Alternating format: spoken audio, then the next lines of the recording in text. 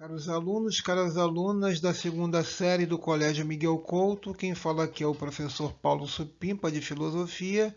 Estamos de volta para ver mais alguns temas importantes, como o liberalismo, o neoliberalismo e o anarquismo. Então vamos lá. Slide 2. Na forma de ideologia, o liberalismo foi produto do colapso do feudalismo na Europa, que cedeu lugar a uma sociedade de mercado ou capitalista, e você já viu isso estudando história. Mas as origens do liberalismo possivelmente remontam às primeiras sociedades agrárias, comunidades sedentárias que se viram obrigadas a encontrar formas de comercializar e conviver com estranhos. No slide 3, além do que você vai ler aí no texto, eu também poderia afirmar que os liberais criticaram os privilégios políticos e econômicos da aristocracia rural e a injustiça do sistema feudal em que a posição social era determinada pelo acidente do nascimento, era hereditária. No slide 4, dentro de uma visão liberal, você pode ver aí um comentário do ex-senador, falecido senador Roberto Campos, que foi até ministro da Economia do regime militar no Brasil, onde ele diz que o bem que o Estado pode fazer é limitado. É limitado, o mal infinito. O que ele nos pode dar é sempre menos do que nos pode tirar. Uma crítica, sem dúvida alguma, liberal ao poder estatal. E o tema central da ideologia liberal é o compromisso com o indivíduo e o desejo de construir uma sociedade em que as pessoas possam se realizar e satisfazer seus interesses pessoais, especialmente os materiais.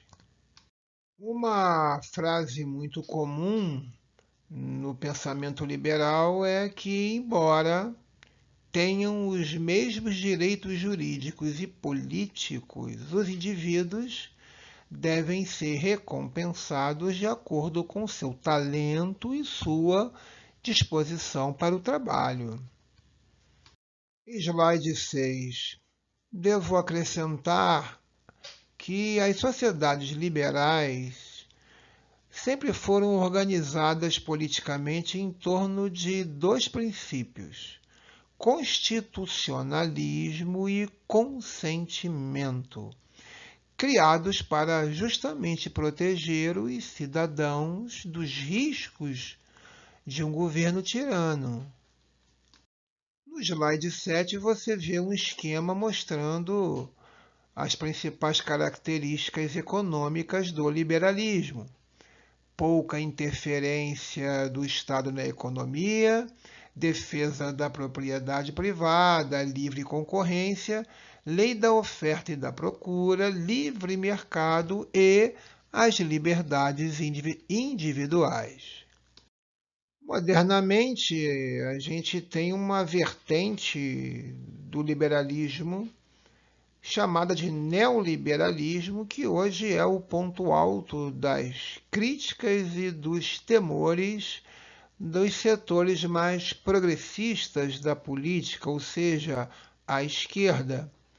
O neoliberalismo corresponde a uma forma de fundamentalismo de mercado, ou seja, um mercado concebido em termos práticos e até morais como superior ao governo e a toda forma de controle político. O neoliberalismo, com esse fundamentalismo de mercado, pode ser associado a uma espécie de fé absoluta no mercado, refletindo a crença de que os mecanismos de todos os mercados oferece soluções para todos os problemas econômicos e até sociais. E ainda no slide 8, lendo o texto, veja só o segundo parágrafo. O neoliberalismo fez parte de um projeto ideológico mais amplo da nova direita. Então, fica bem claro que é um projeto da direita, completamente não identificado com os ideais esquerdistas, que visa unir a economia do liberalismo econômico a uma filosofia social que só pode ser radicalmente conservadora, não é? Nessa proposta neoliberal está reafirmada a mão invisível de Adam Smith, associando o mercado a um grande sistema nervoso capaz de regular a economia. Esses termos eu acredito que você já tenha visto em história.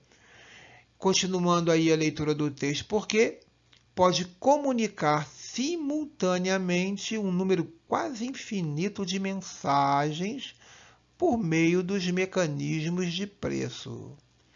Enfim, na perspectiva neoliberal, os defeitos do governo são muitos e variados. Veja o que nós vimos naquela frase de Roberto Campos. Já o mercado, ao contrário, teria qualidades quase miraculosas. Isso no pensamento dos neoliberais, não é? Essa doutrina neoliberal, uma doutrina socioeconômica fundamentalmente, que defende a intervenção mínima do Estado na economia, que acredita que, em tese, o mercado se autorregularia e regularia também a própria ordem econômica, foi implantado em vários países, por vários governos, fundamentalmente a partir da década de 70, como uma resposta, né, à crise do petróleo. E os neoliberais combatem principalmente a política do Estado no que toca ao bem-estar social. E combatem esse preceito que tem ligação com a social-democracia. No slide 10, eu gostaria que você lesse com calma o texto aí colocado, dando ênfase, né, às partes coloridas. Veja que para os neoliberais as empresas privadas seriam, em sua essência, mais eficazes que as estatais, justamente pela motivação do lucro. E afirmam que o contribuinte sempre paga o preço mais alto quando ocorre ineficiência no serviço público. Enfim, para os neoliberais, os mercados seriam mecanismos de respostas rápidas e adequadas, e até mesmo democráticas. E a principal característica do neoliberalismo é a defesa de uma maior autonomia dos cidadãos nos setores político e econômico, e logo pouca intervenção estatal. Slide 11. Esse conceito de consumidor rei se baseia na premissa de que ouvir o cliente, o consumidor, não foi apenas coisa do passado recente, é também muito importante para as empresas no presente e com certeza será no futuro. Acredita-se que a empresa que não ouve os seus clientes, com certeza será simplesmente descartada por ele.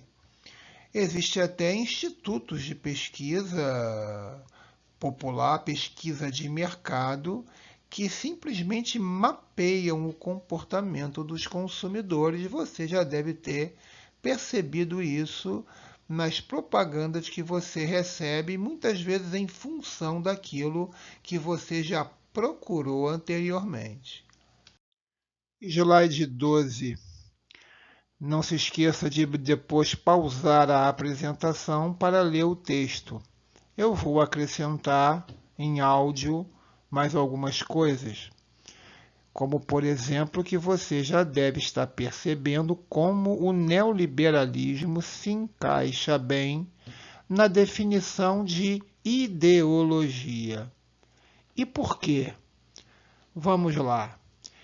Primeiro, critica a ordem vigente. Segundo, propõe um futuro melhor. Terceiro, tem sua própria cartilha de preceitos. Quarto, atende aos interesses de um grupo específico. 5. Não revela os próprios pontos obscuros. Quais seriam eles? Vou citar alguns: desigualdade social, formação de cartéis, acúmulo imerecido de riqueza, controle do próprio Estado através do poder econômico que tem. Anarquismo, slide 13. Muitos pensadores ao longo da história acreditaram que as sociedades humanas podem e devem florescer sem governo. Acreditam que a cooperação voluntária deveria substituir a máquina coerciva, repressora, ordenadora do Estado. Segundo eles afirmam, o próprio governo corrompe os sentimentos naturais das pessoas. Slide 14. Bem, quando se fala em anarquismo, o primeiro nome que vem à mente dos estudiosos é Mikhail Bakunin. Veja só, leia o texto da página 14. Eu vou acrescentar mais alguma coisa, mas olha bem a frase do próprio Bakunin mais abaixo aí. Repudiamos toda a legislação, toda autoridade e toda influência privilegiada, patenteada, oficial e legal, mesmo oriunda do sufrágio universal, pois estou convencido de que jamais poderá funcionar, senão em proveito de uma minoria dominante e exploradora, contra os interesses da imensa maioria submissa. Bakunin. Veja como nesse discurso ele se aproxima muito dos marxistas. No slide 15 você vê outro nome muito importante do anarquismo, Pierre-Joseph Proudhon. Veja a frase mais abaixo do próprio. Ser governado é ser vigiado, inspecionado, espionado, dirigido, regulamentado, enquadrado, doutrinado, pregado, controlado, rotulado. E por quem? Por seres que não possuem nem ciência e nem virtude. Bem, você deve estar percebendo que nessa proposta anarquista existe aí uma defesa de um individualismo quase que total e absoluto, rejeitando completamente toda autoridade individual e principalmente coletiva. É uma crença no indivíduo e uma aguda desconfiança com relação aos poderes que se exercem sobre ele. Slide 16. Bem, nosso último slide, você deve estar perguntando se o anarquismo seria de esquerda ou de direita. Ainda há pouco vimos que ele tem certa afinidade com o marxismo, né, na questão do Estado, mas olha só o texto. Mas também há anarquistas de direita reivindicando um individualismo irracional ao extremo e até anarcocapitalistas, como é o caso nos Estados Unidos do movimento libertário, que é uma espécie de liberalismo extremista. Para os anarquistas, como poderia a liberdade aceitar a força da limitação, da ordem imposta e controlada? É uma pergunta. O anarquismo preconiza a supressão do Estado sempre, da religião quase sempre, da propriedade privada na maioria das vezes. É o que o classifica mais à esquerda. Enfim, a gente fecha dizendo o seguinte: os críticos mais agudos do anarquismo dizem que ele seria um regime perfeito para os anjos, o que torna suas ideias suspeitas de tolice. Ficamos por aqui. Até a nossa próxima aula, ainda nesse contexto que seria a aula 7C.